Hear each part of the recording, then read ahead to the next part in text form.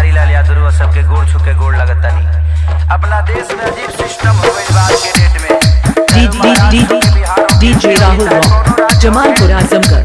DJ Rahul rock Jamalpur Azamgarh.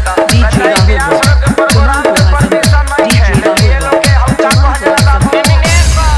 Nomination time से हो जाता का सिस्टम आगेगा बताई। हमनी के माई के पूजा करे खातिर भी सरकार से परमिशन लेके पूजे के पड़ी।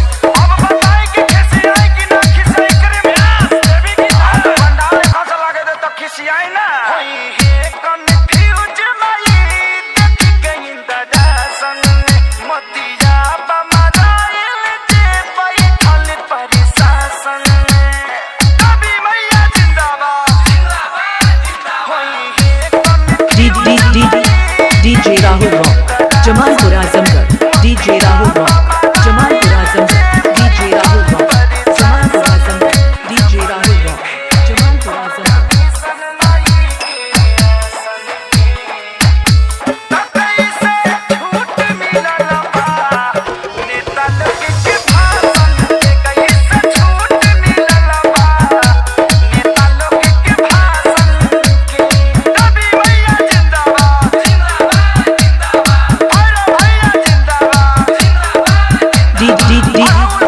Rahul rock Jamalpur Azamgarh. DJ Rahul rock Jamalpur Azamgarh. DJ Rahul rock Jamalpur Azamgarh.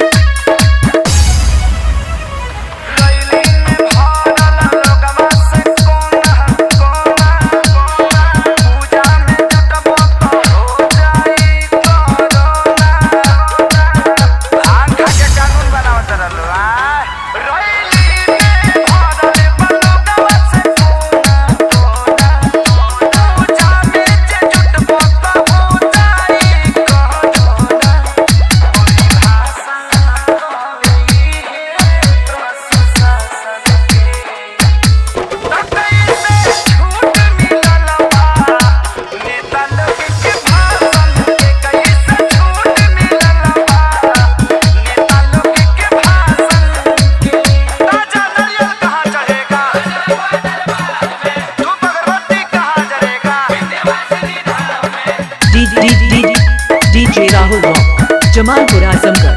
DJ Rahul rock Jamalpur Azamgarh. DJ Rahul rock Jamalpur Azamgarh. DJ Rahul rock Jamalpur Azamgarh. Sonu Vikas बाना से पलो गवाला गल यादव राज कुन दन सरकार भइल बा पागल सरकार भइल बा पागल।